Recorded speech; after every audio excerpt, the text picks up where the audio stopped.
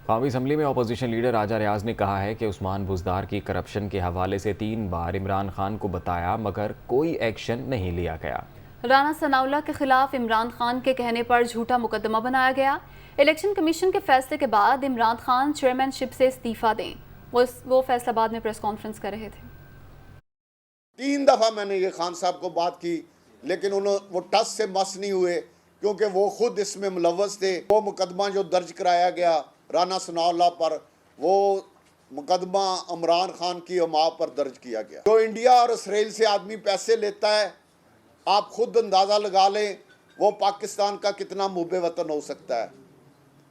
मैं यहाँ पे मुतालबा करता हूँ कि इंडिया और इसराइल से पैसे लेने पर और अरबों रुपए की करप्शन करने पर फॉरेन फंडिंग में इमरान खान चेयरमैन तरीके इंसाफ के ओहदे से फौरी तौर पर इस्तीफ़ा दें। इमरान खान साहब ने जो 2 चेहरे हैं इस शख्स के,